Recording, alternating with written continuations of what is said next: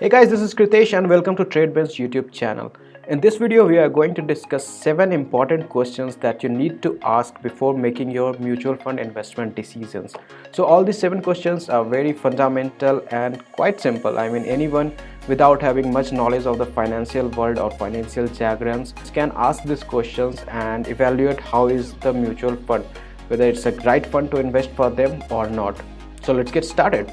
First of all, if you are new to this channel, please subscribe. We publish new interesting investing videos about mutual funds and stock market every week. So the first question that you need to ask before making your mutual fund investment is, have you read the mutual fund offer letter? Ironically, most of the people in India only read the mutual fund offer letter after subscribing to the mutual fund. The thing is that every fund house, every mutual fund has to send their offer letter and other details to their unit subscriber or to their unit holders via email or print media, and this is delivered to all the unit holders. But the thing is that most of the people read the offer letter or the details about the mutual funds only after they have subscribed to that mutual fund, and it doesn't make much sense. I mean, you need to know all the details about the mutual fund before you make your investment decisions, because after you have subscribed to the plan and already paid some premium, it might be a little difficult for you to switch to other mutual fund or other units. Therefore, it is really important for you to read the offer letter before making your investment decision. Now the question is that what are offer letters? So offer letter is basically a document which contains all the important details about that mutual fund, like its objective, its fund manager, its past performance, its asset, the details about the AMC, that is asset management company, the classes of the underlying assets, and almost all the important informations that you require to make your investment decision. So this is a very important document that you need to read before you make your investment decision. And moreover, it is very easy to find the offer document of any fund that you are planning to invest. Just go to the AMC website and there you can find the offer letter. So the first question before making your investment decision is that whether you have read the offer letter, offer document of the company. If you haven't read the offer letter, then stop there and first read the offer document. Do not read the offer document after you have subscribed or already taken that plan.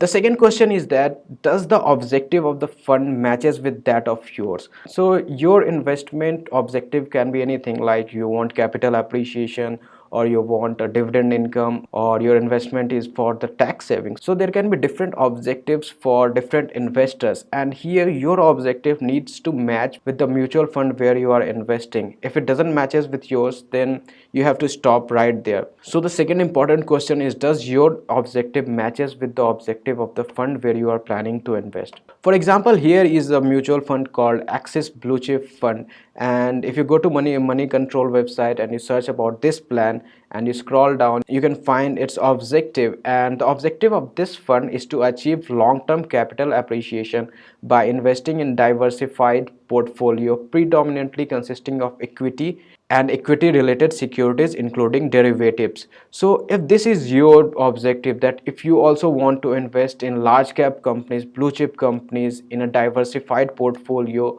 and your reason of investing is for capital appreciation, that is your money should appreciate over time, so here your objective matches with that of the fund house, so here you can choose that one.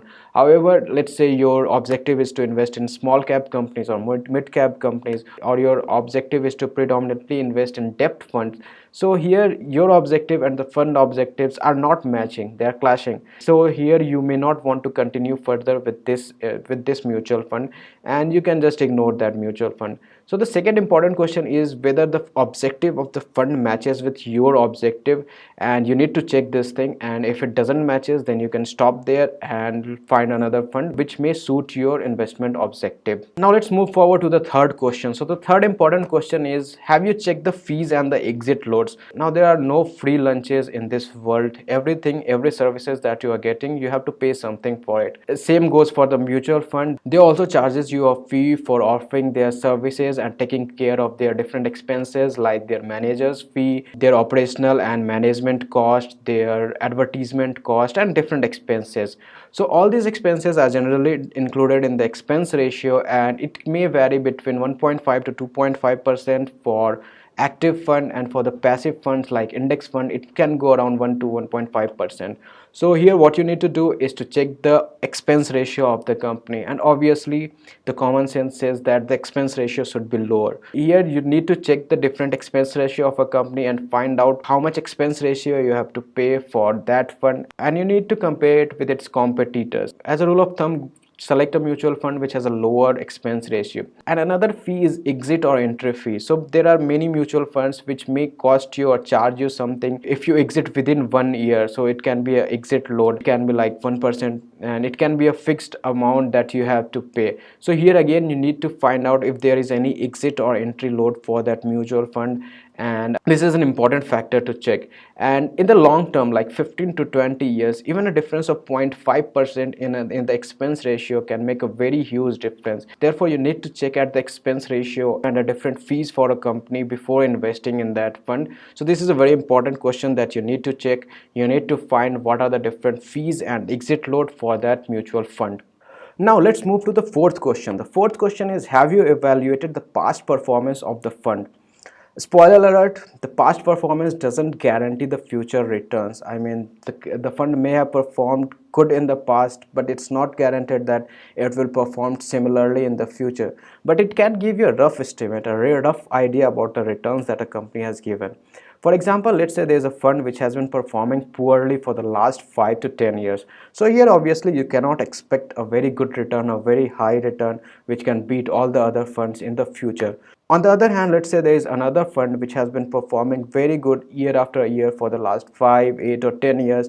So for those funds you can expect good returns in the future, and therefore you need to look at the past performance of a company. It doesn't guarantee the future returns, but it will give you a rough idea how much returns you can expect in future.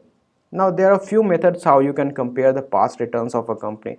The first is you can compare it with the competitors. So you can see different funds. Let's say there are 5, 10 mutual funds that you selected in the large cap segment which invest in the large cap companies. So there you can compare which funds are giving good returns in the long term, 3 years, 5 years, and which are performing better. And similarly you can compare the returns with that of index. Let's say an overall market index, that is market Sensex or Nifty, or you can compare it with their own index, let's say a large cap index or the blue chip index.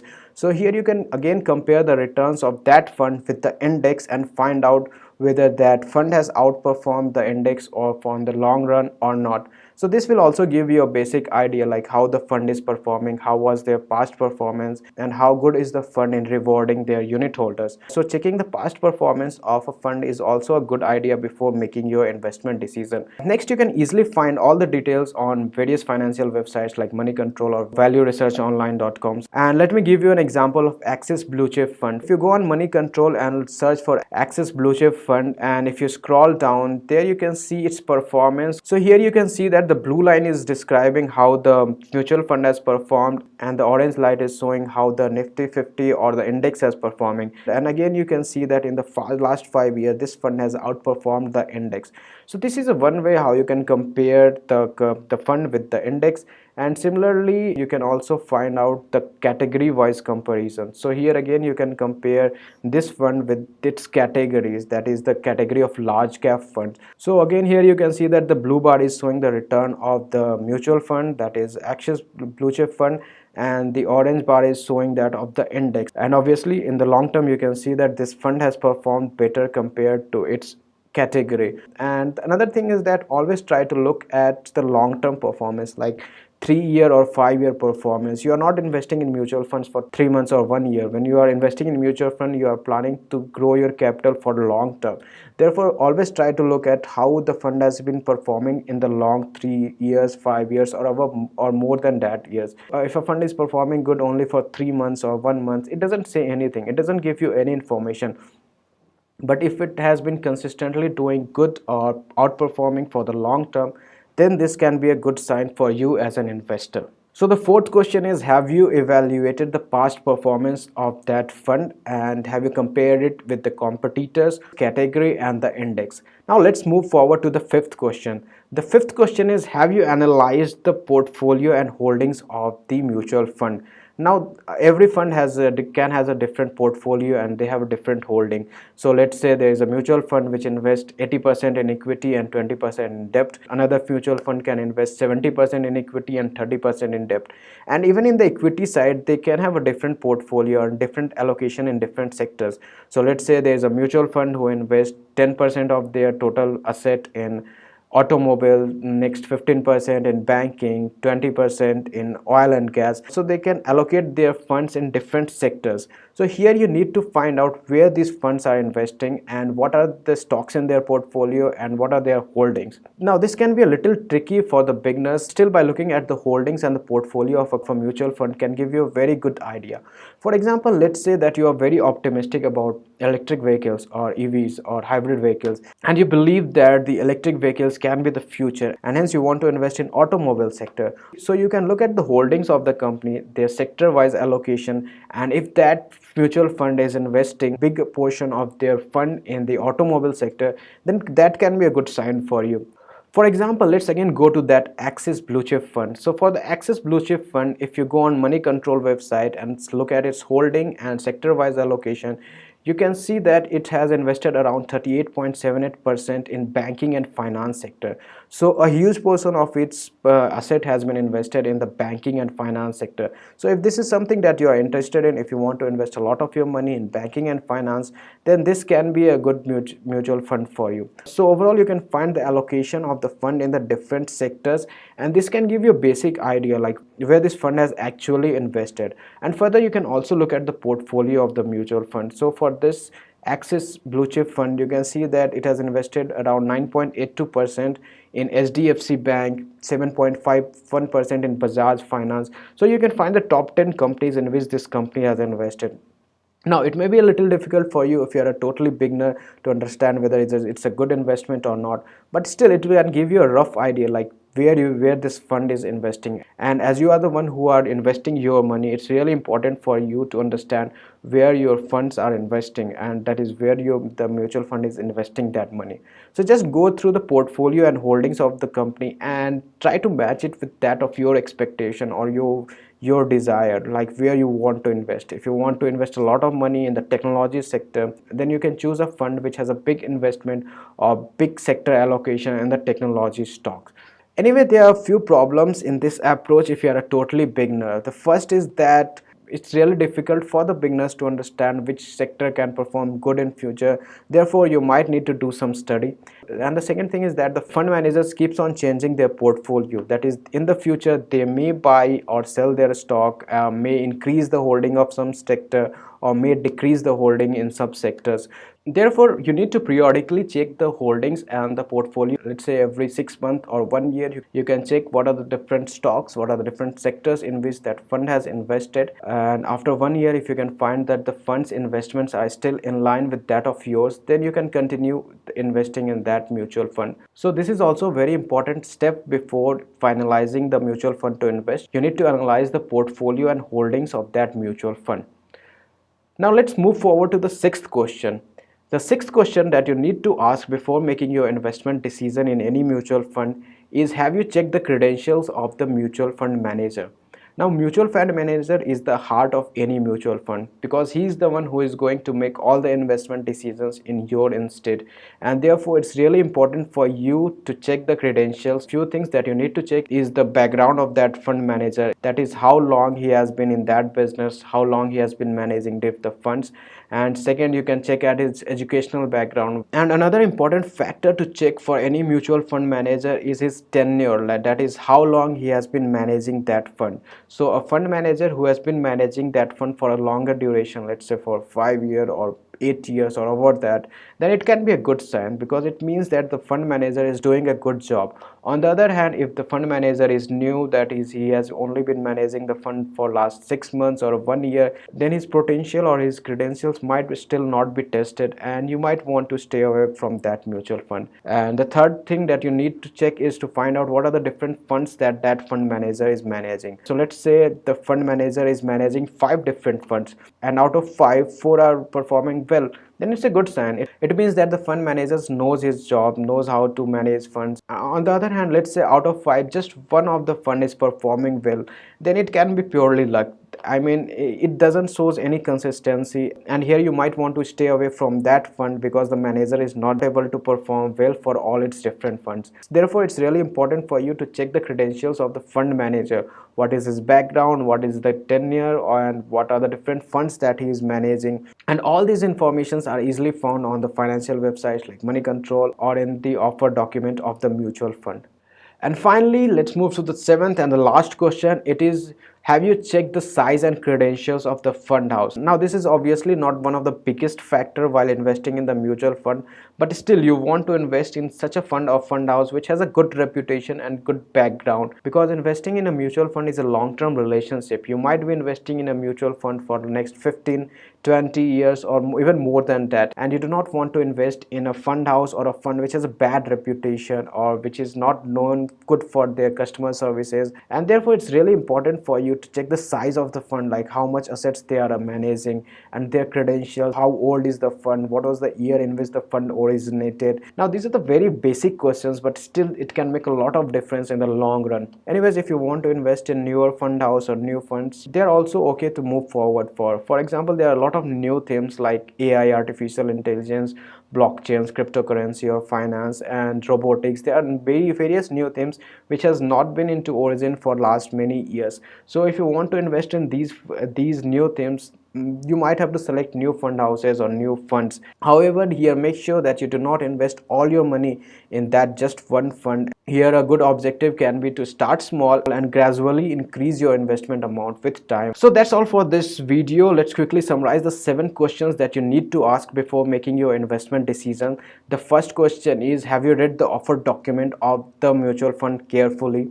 The second question is, does the objective of the mutual fund matches with that of your objective? The third question is, have you checked the fees and the exit loads? The next fourth question is, have you evaluated the past performance of the fund? Now, the past performance doesn't guarantee the future returns, but it can give you a rough idea. The fifth question is, have you analyzed the portfolio and holdings of that mutual fund? The sixth question is, have you checked the credential of the fund manager?